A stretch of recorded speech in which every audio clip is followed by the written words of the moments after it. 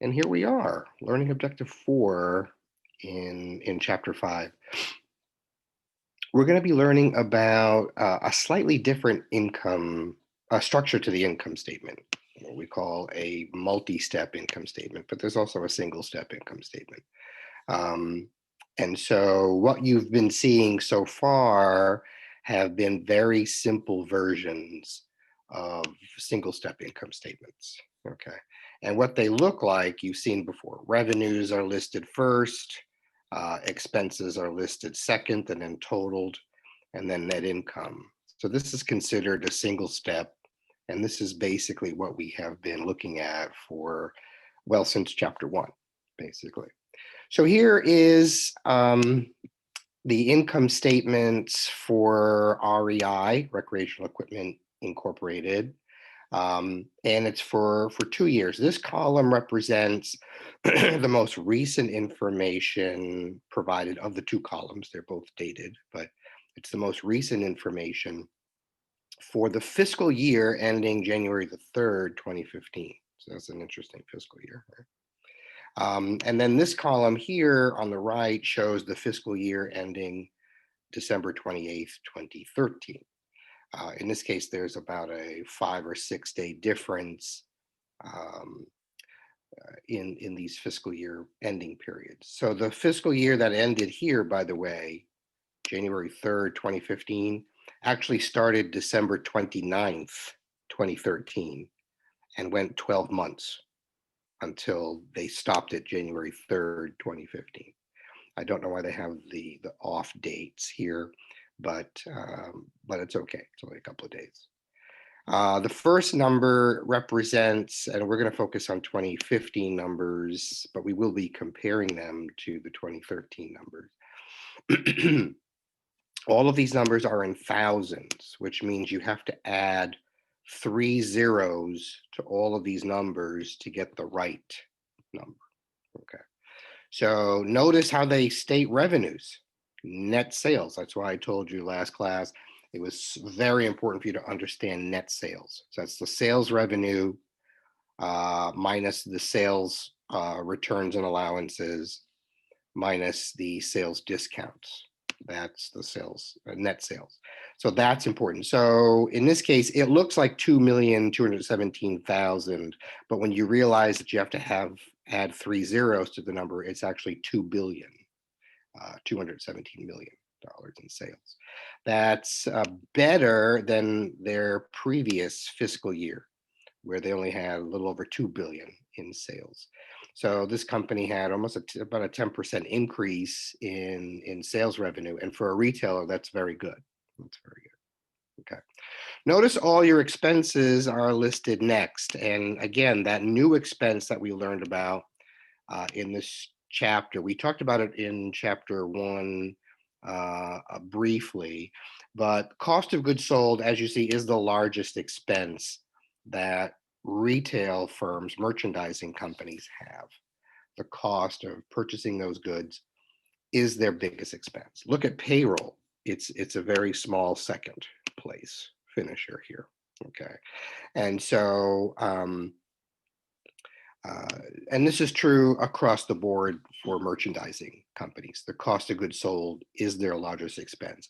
And that's why there's so much emphasis on driving down the cost of goods.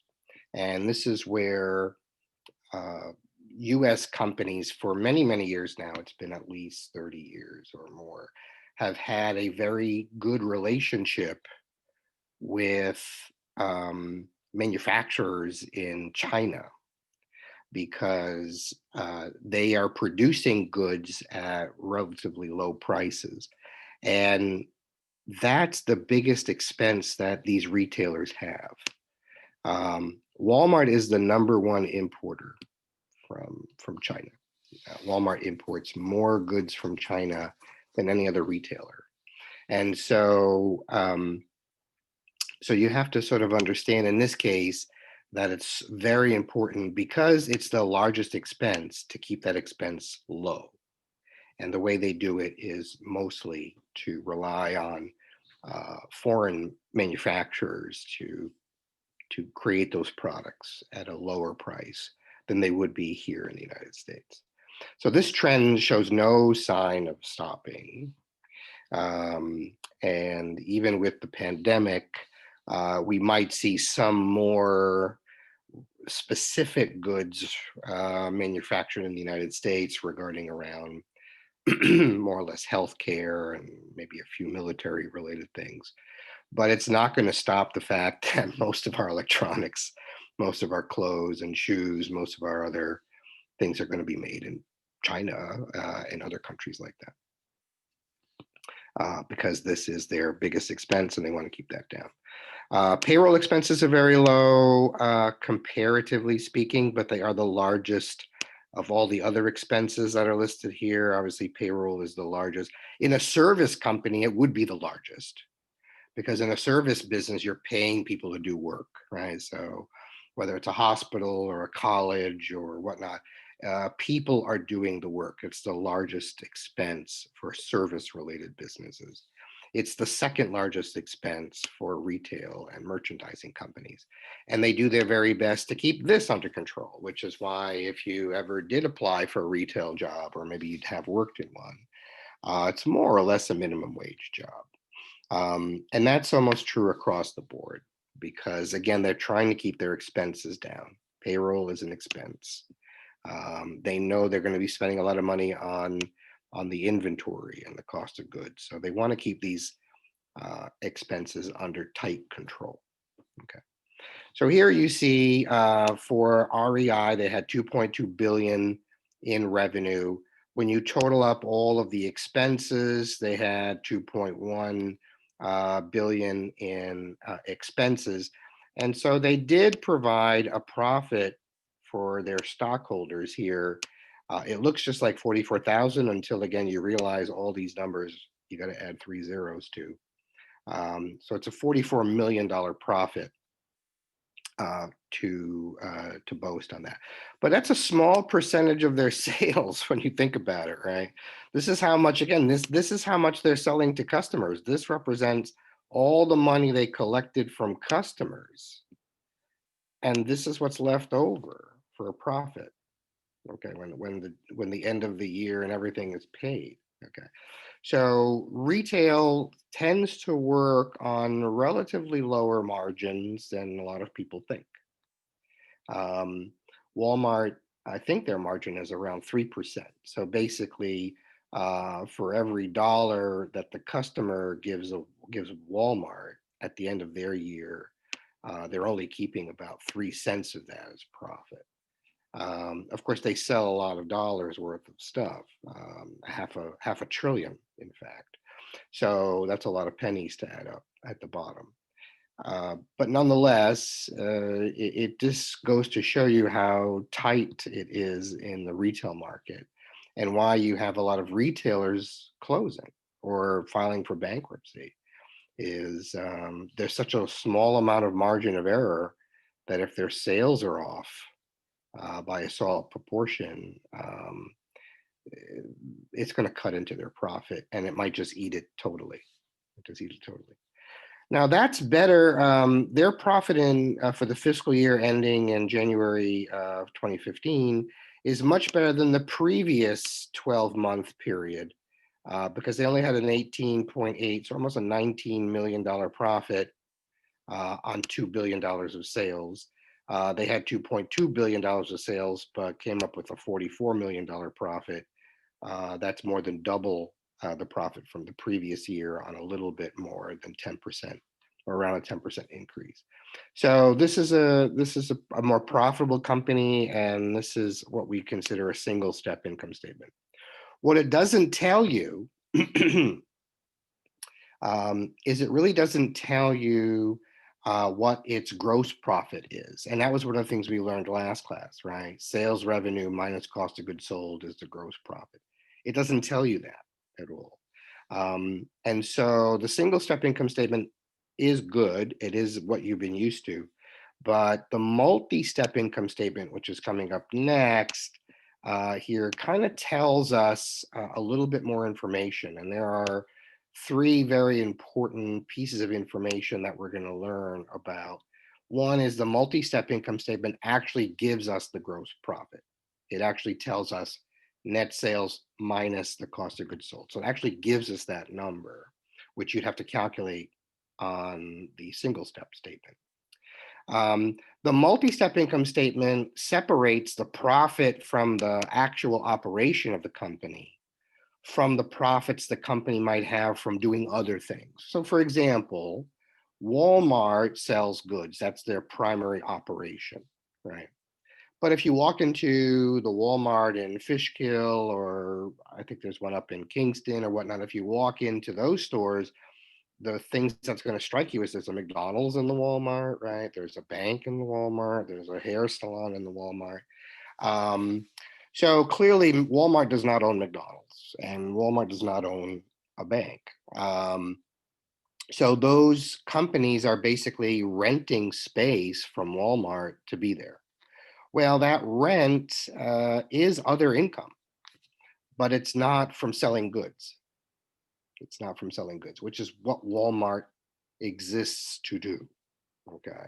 Walmart exists to sell goods. Walmart is not, even though Walmart is a landlord and might rent to McDonald's and might rent to these banks and that are in there, that's not their primary way of doing business. Their primary business is selling goods. So what the multi-step income statement does is actually separate that for us. How profitable are the operations, the main operations of the company versus all the other ways it might make money? Okay. And then, of course, a multi-step income statement will give us the net income, which you would expect on an income statement. So this is what, these are the key lines, as it says here, that we just talked about. The first one here, gross profit, is the difference between net sales and cost of goods sold. Okay. And so again, net sales, the amount of money they've collected from customers by selling its products, right? Selling the goods. They subtract out the cost that they had to buy the goods and put them in the store before they could sell it to you, right?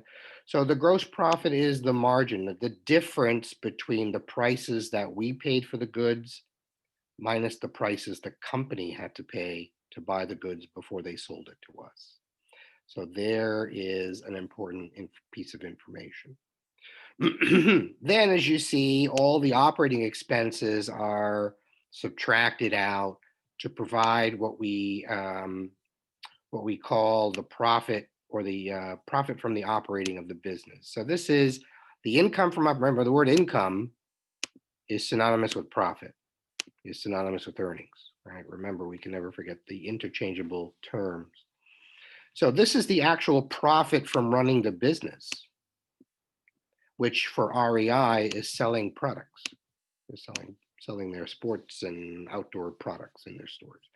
So as you see, the profit actually increased quite a bit from the previous year, 129 million, almost 130 million, to almost 182 million. That's a huge jump in the profit just from running the stores. That's all that tells you.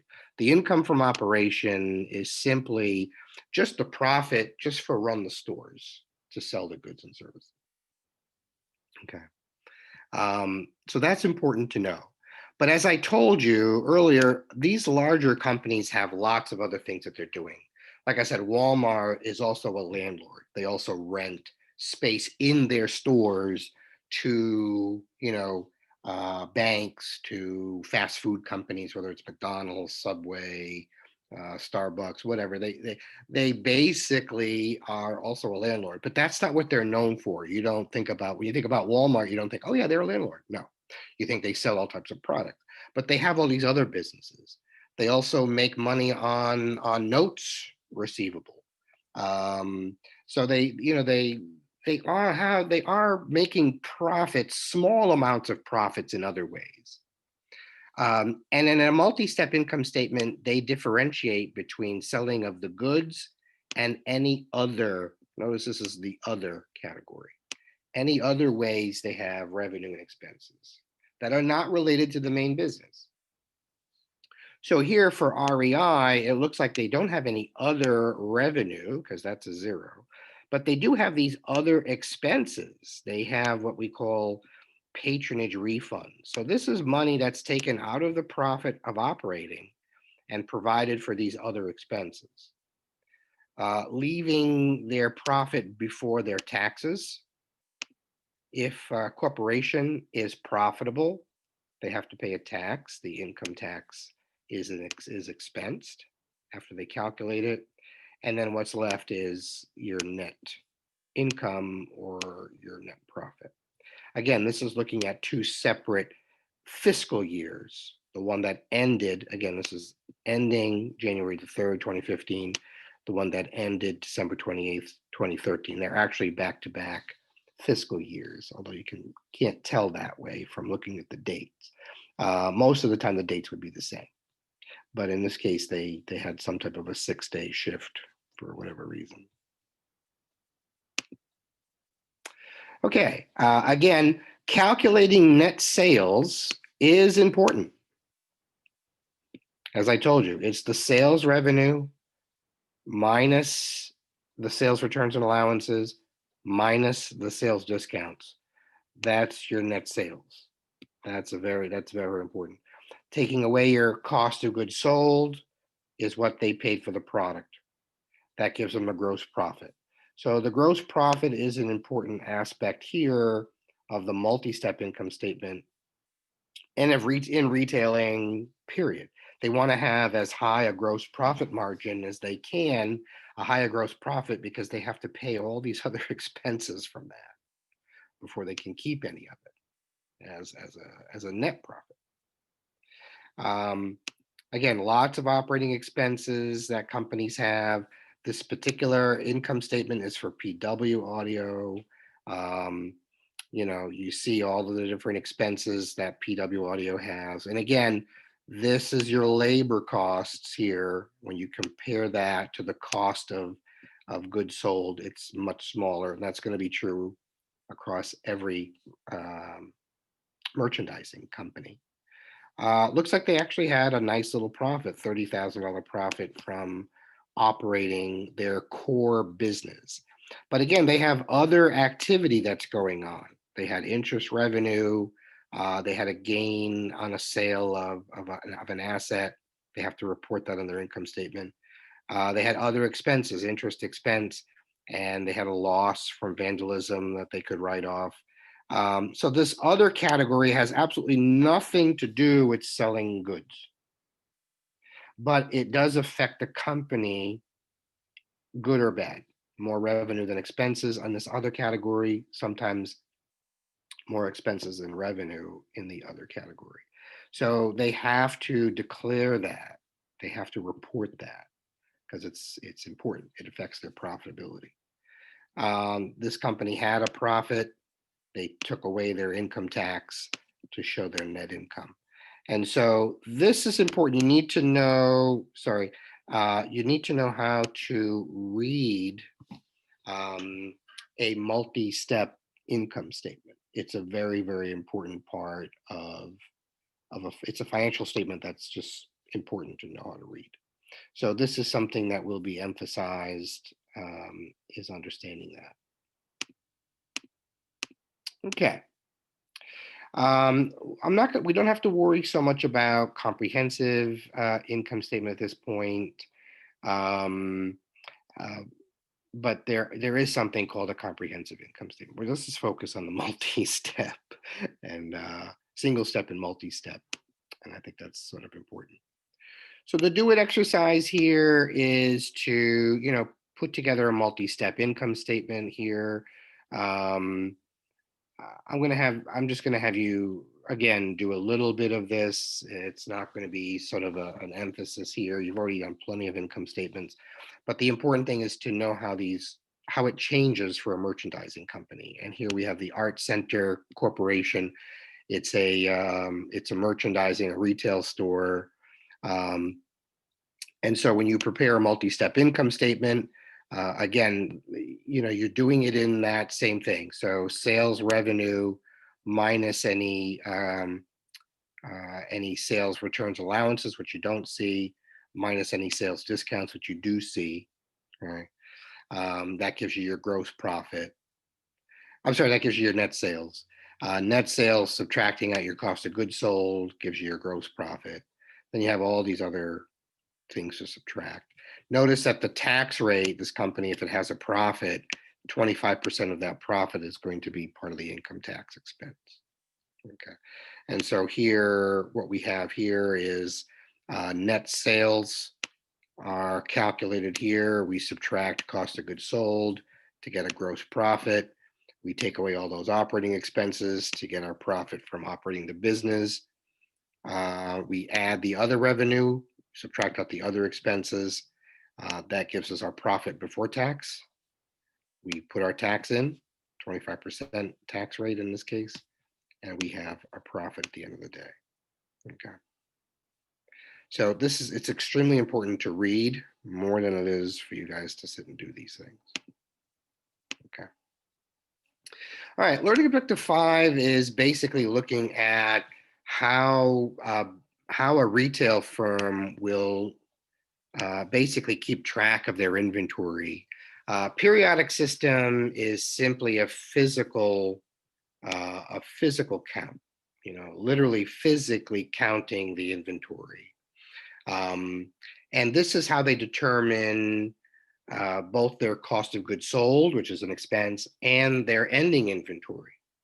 And so there's a formula here that's listed. We've seen this back in Learning Objective 1. Everything starts with the inventory that's already in the store at the beginning of the period. That's your beginning inventory. You add all of the goods that you purchased to put on the shelf. So those are everything that you spent, all the money you spent on the goods available for sale. At the end of the period, could be the end of the month, you count to see what inventory is left on the shelf, subtract that value out, and the difference is cost of goods sold. And that's all this is telling you here. That's all this is telling you.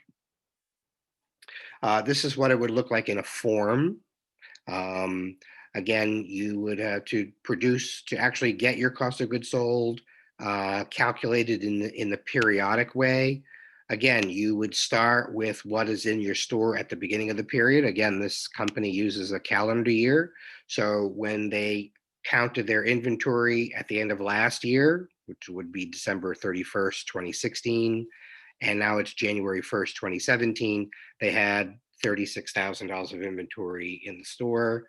They bought a whole bunch of things. They subtracted a few things out because they returned it.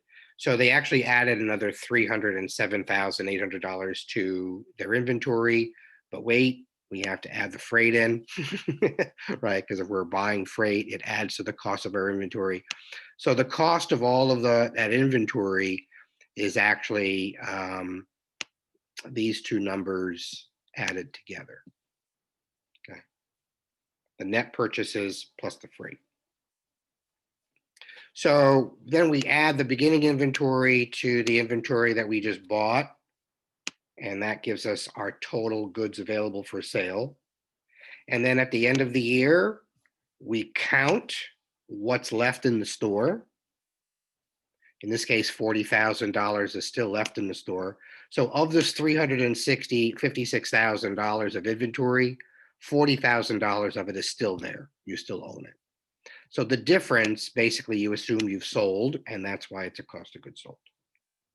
So this sort of explains that in a form, which you're not going to need to do the form, but you do have to read the form. Okay. And you do an exercise here for cost of goods sold on again, periodic system simply means you're physically counting the inventory. You're not relying on a computer system to tell you how much inventory you have left and all this other stuff. You're physically doing it. So Aerosmith Company had the year-end records for December 31st, 2017 listed here. Okay. And then you have to assume they use a periodic system, which means they have to physically count all this stuff. And they want you to compute the cost of good purchased and the cost of goods sold. Okay. So we're going to start with our beginning inventory. That's always the place to start, right? That's the start at the beginning of January of 2017, January 1st. This is the starting point. We made a whole bunch of purchases. but it looks like we returned some and we got discounts on others. So our net purchases are the difference here. We're going to add in our freight. Okay. So that number is going to be added to beginning inventory. Subtract that ending inventory, and we're going to get it done. So this is what it looks like in the solution. Beginning inventory for January, we started with 18,000. We bought a whole bunch of inventory that year, but we need to subtract out those returns and allowances, subtract out the discounts, and we're going to add in the cost of freight because it literally increases the cost of our inventory. So the actual total inventory in terms of what we purchased is part A, $160,000 of inventory we actually purchased. When we add that to the $18,000 of inventory we already have at the beginning of the year, that gives us the total available for sale that year of 178. That's the 18,000 we started with, plus the 160 that we just calculated that we bought. We counted our inventory at the end of the year. We only have $20,000 of goods left. So if you started with 178,000 and you only have 20,000 left, the rest you assume have been sold. So that is your cost of goods sold. Okay. So again, learning how to read this stuff and how things are calculated is very important. And the very last piece of this chapter is actually two financial ratios that they introduce to you. One revolving around what we call the gross profit rate. We used to call it the gross profit margin. I think it depends on the book that you use. And the last one is the profit margin, which is actually the net profit margin. And so this is actually quite easy comparison. It might sound like, oh my God, what is this? But it's actually quite easy. So it's basically the gross profit rate is simply a percentage of the gross profit divided by the net sales. That's all it is. That's all it is. What's your gross profit? What was your net sales? If you divide them, what's the percentage? And that's basically going to tell us what we call markup or gross profit margin. So here we have the formula for gross profit rate here. You're simply comparing the gross profit to the net sales. Both of these numbers you can get from the income statement, the multi-step income statement. Okay.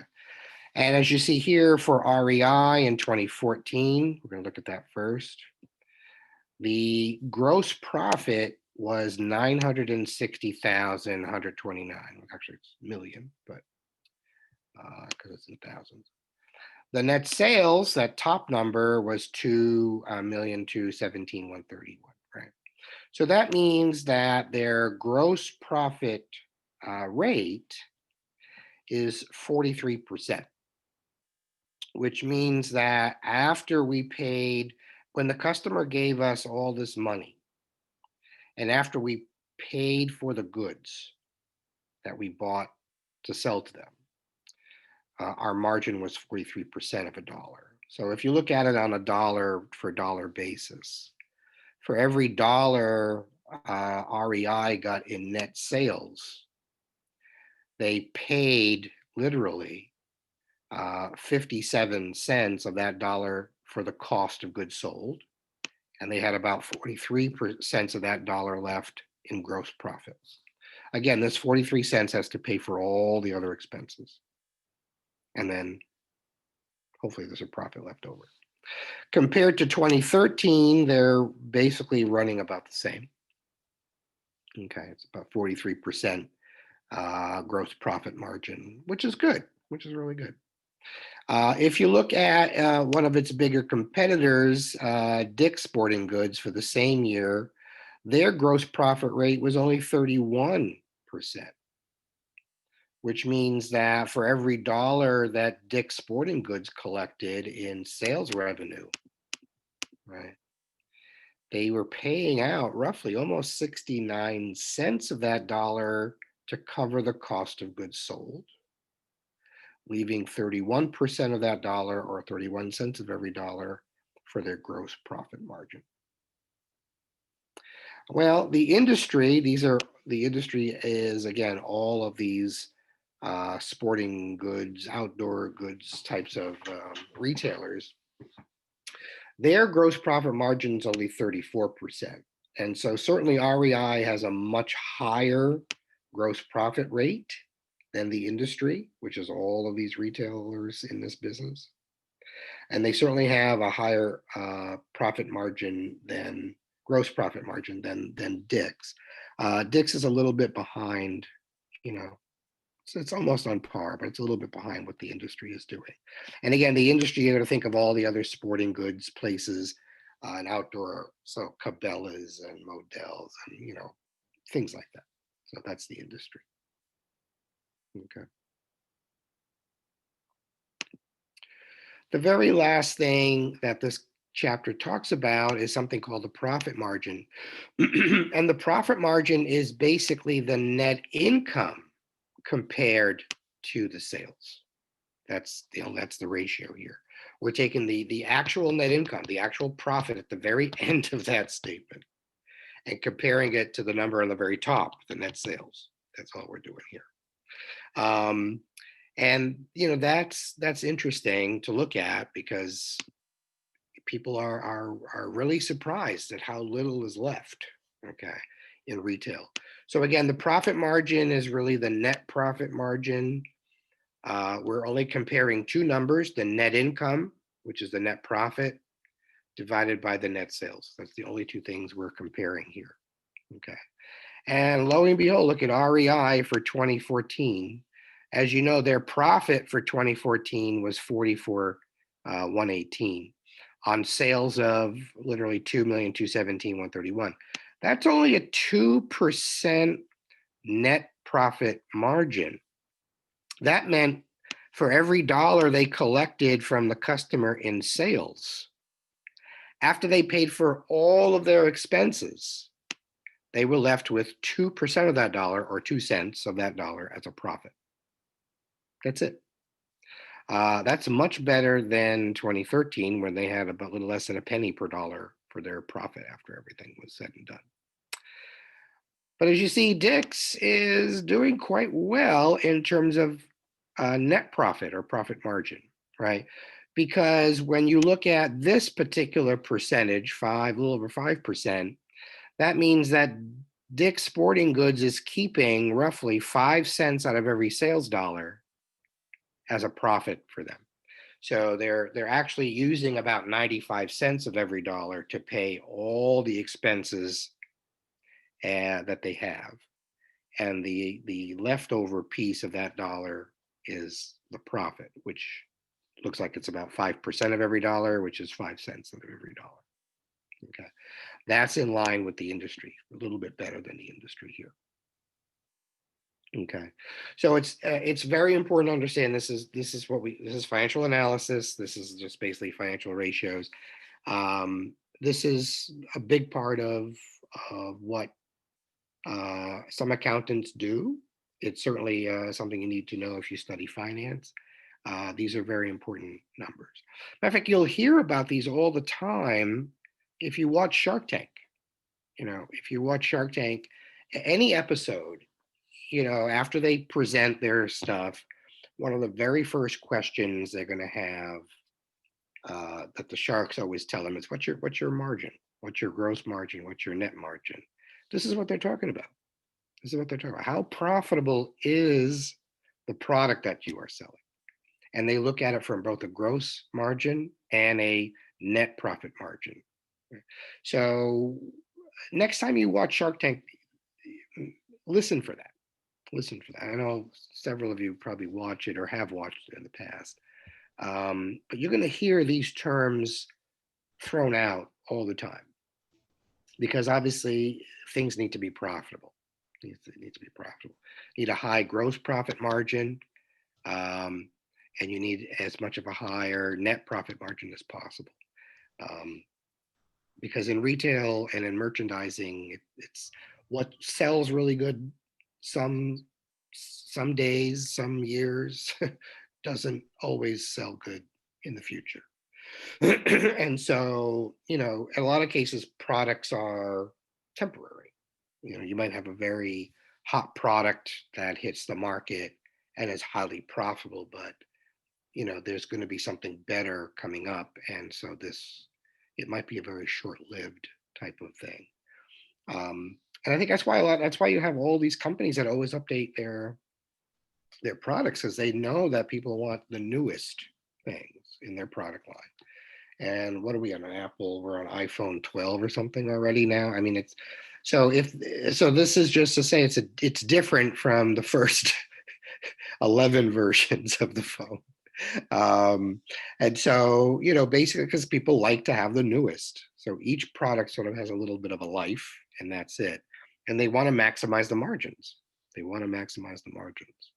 So as you see here, REI, only keeping 2% of every sales dollar as a profit at the end of the day is very low.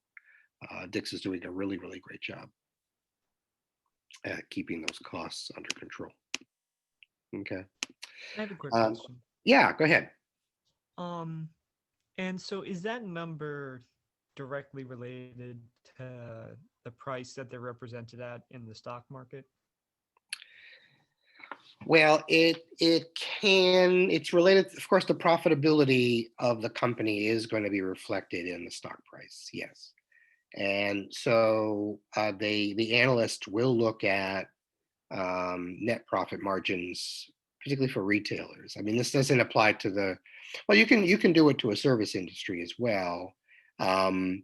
But this really is something that's sort of a standard, looking at the gross profit rate margin, looking at the net profit margin for retailers to see who's going to make it and who might not, where to invest and where not to invest. And certainly you want a company, even if it's small, to have the highest net profit margin it can have. And so, yeah, it does matter in the stock exchange. It doesn't, these days it doesn't always matter because there's a lot of speculation, but in general it matters a lot, usually speaking. So the do it exercise number 6 is just practicing, right? The gross profit margin is the first thing. The net profit margin is the second thing. So the gross profit margin is the gross profit. Well, you don't see the gross profit here. Uh-oh, what do? Don't panic, right? Because the gross profit is net sales minus cost of goods sold. That's the gross profit, right? And so you would put that gross profit back over your net sales, and that's your gross profit margin, right? So here the difference is 40,000. 40,000 back over 80,000 is 50%. Here you have the difference is 60,000. That's your gross profit. Back over 120 is 50%. So no change there. In the profit margin rate, here they give you, so it's the net income compared to the net sales. So here you have net income of 18,000 on net sales of 80,000. That's the calculation for the profit margin. For 2016, you have 20,000 of net income on 120,000 of net sales. That's going to be the net profit margin. Of course, it's already calculated for you here. So the gross profit is equal, 50% gross profit in both years for this company. Well, what's true on the net profit? Well, it looks like in 2017, their net or their profit rate, this is actually wrong. This is actually net profit rate, is 22.5%. In the previous year, again, you go by years, in the previous year was only about 17%. So they've actually increased their profitability, their net profit. They're keeping more of the sales dollar. Again, this is the money that the customer is giving you by selling your stuff. You want to keep as much of it as possible, right? That's going to show up here on the net income. And this is simply the comparison, net income to net sales, net income to net sales, and you're giving it a percentage. So obviously the higher the percentage, the better, So how did that go, John? We're going to actually going to go into a few companies. I need you to have your calculator handy really soon because I'm going to ask you these questions. We're going to go in and look at a few companies at their annual reports and actually do a few calculations so you can see how this works in real life. It's actually exciting to a few of us that like this stuff. And so I'm going to show you how that's done. But are there any questions on what we have reviewed so far?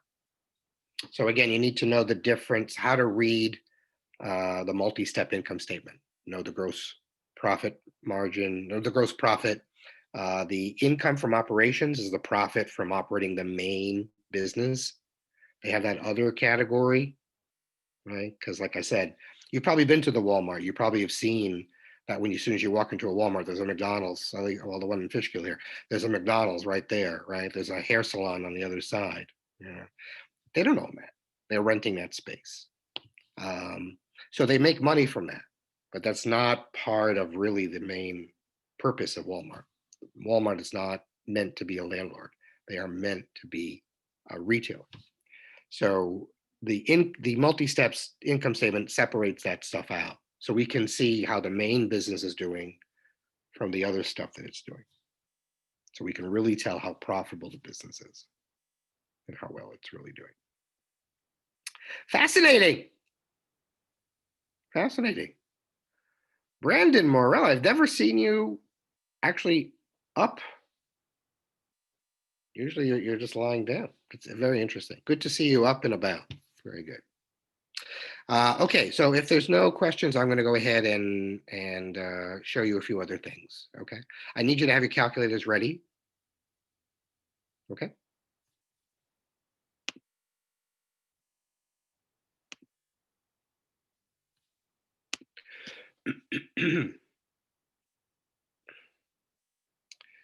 So first is I'm going to go ahead and Google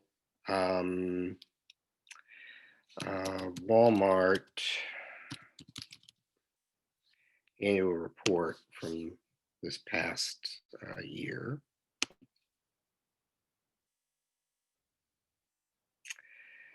Can everyone see that I have the Walmart report here? Okay, so just get your calculators ready. I'm going to go ahead and find our, again, there's some highlights. The annual report is called the 10K. That's the form that the SEC requires businesses to fill out. A couple of other little things that you might notice right here is they have their fiscal year ending on January 31st of every year. At least Walmart's consistent that way. And so that's their fiscal report every year ends. Their 12-month period starts February 1st, ends January 31st of every year. Even though they are an Arkansas company, that's where they're primarily located, they were incorporated in Delaware. That's what this says here, and that's pretty common. Delaware is quite popular place to incorporate. The annual report has lots of information in it, but I'm just going to be looking at the, don't get dizzy as I do this, sorry. But I'm just going to be looking for the income statement and the financial statements, which should be here. Okay. All right, so I need, hang on now. Yeah. All right, so I need you to have your calculators ready, and I need you to jump in anytime. Notice how what you have here is, this is a consolidated statement of income. The fiscal years at Walmart end January 31st of every year. So 2018, 2019, 2020 is listed here.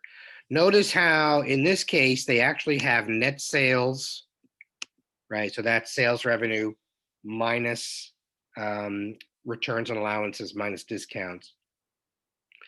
Listed a little separately from membership income because they also own Sam's Club. And so to shop at Sam's Club, you got to pay them to shop there, right? You got to have a membership. What a great idea in America, right? Just you're grabbing money off people just so you can shop in their store. Anyway, it is what it is. And so the total revenue is given here. So if you look at the total revenue, it looks like a relatively small number, 523,964, until you realize this is in millions, which means you're going to have to add 6 zeros to the number. When you add 6 zeros to this number, it becomes 523 billion. Okay, which is a little over a half a trillion. Okay, so 500 billion is about a half a trillion. So that is, this is a huge, this is the biggest retailer we have. They don't separate out specifically cost of goods sold. They only give us cost of sales.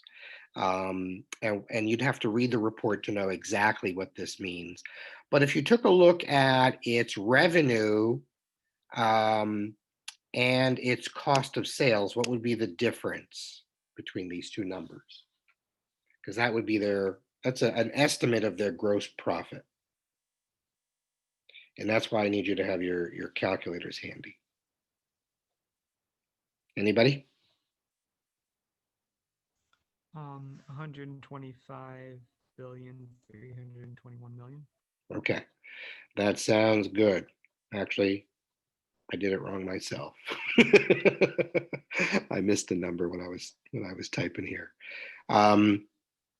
Yeah, I think that you are absolutely correct in that, and I'm just going to verify that. Did you say 229 million?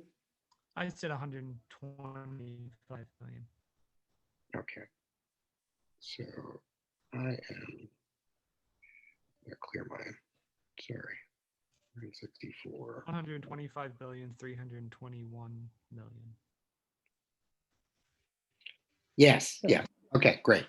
So if you take that number and you divide it back over the total, the revenue in this case, our net sales, where we're just going to use total revenue for now. What's your percentage if you divide it back over that? 24%. Exactly. So it's 24.68% is what I got, which is the same if you round it about 25%.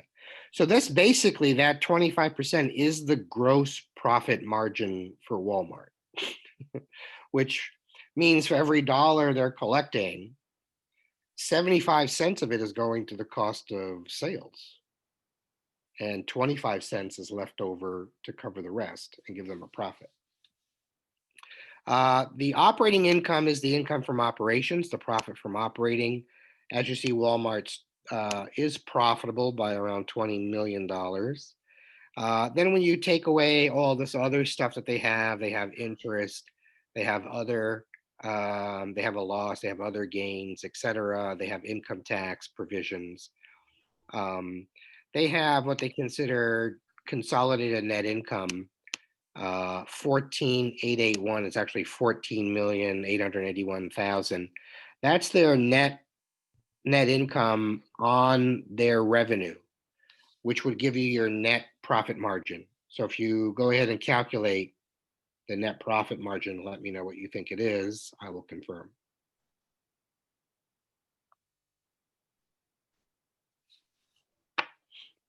Anybody?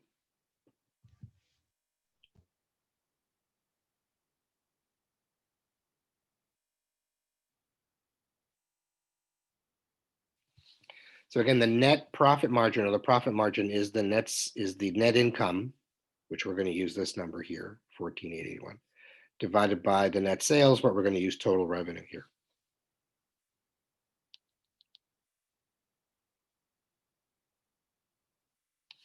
Anybody get a percentage? 2.8%. Yeah, so just under 3 cents.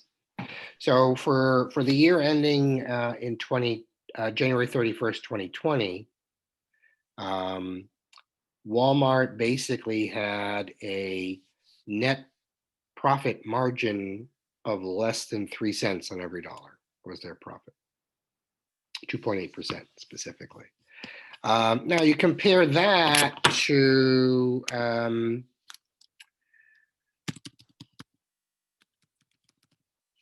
And I'm going to do app just to show you how wildly profitable Apple is.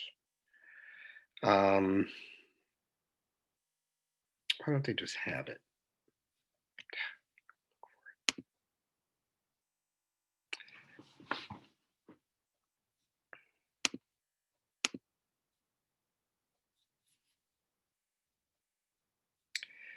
All right, so here's the annual report for Apple. Again, some interesting information about Apple is their fiscal year ended September 26, 2020. And that makes sense. If you follow Apple at all, you know that they release their new products in the fall. So they are basically building their accounting year around their release of their new products. And thus they're comparing each year that way. In this case, Apple is headquartered in California, Cupertino, and they're also incorporated in California. All right. So I'm going to go ahead and again, the annual reports have lots and lots and lots of information. And not that I'd say you would spend a weekend sort of going through all this stuff, but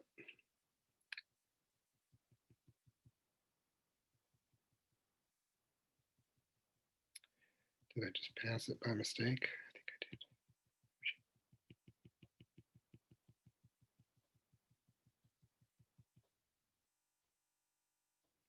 It's usually item.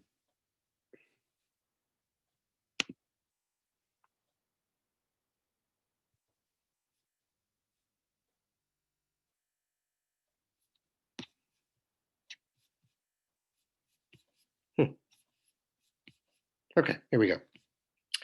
All right, so here you have, again, Apple ends its fiscal years in September, at the end of September. As you see, they're just off by a day or two here, no big deal. And here they have net sales. They actually have total net sales are listed here. And so again, this is also in millions. So when you're reading this, it looks like 274,515. It's actually 274 billion, 515 million. It's a very, very big company. Here they actually give you the cost of sales and the gross margin. So on sales of 274,515, the gross margin was 104,956. So can you compute the gross profit margin for Apple?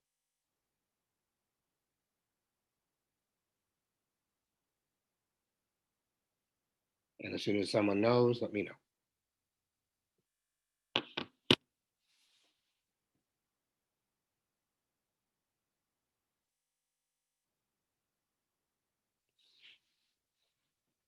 So the gross margin for Apple would be the 104, which is the gross profit, 104,956 divided by the net sales. And does anyone have an answer for me?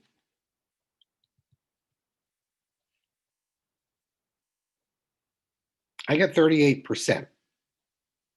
I got 38.2%, but we'll just keep it even. I'm 38%, which means that for every dollar you're giving Apple in sales, after they pay for the cost of those, their gross profit margin is 38 cents out of every dollar. Then when you look at their net income, the net income is down here, double underlined here. They had 57 million in profit, okay, on 274, sorry, 57 billion. Big prop, 57 billion on 274 billion in sales. So what's your net profit margin?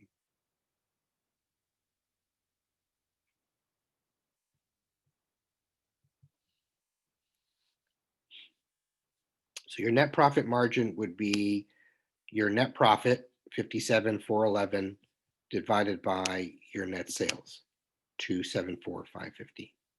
Does anyone have an answer for me?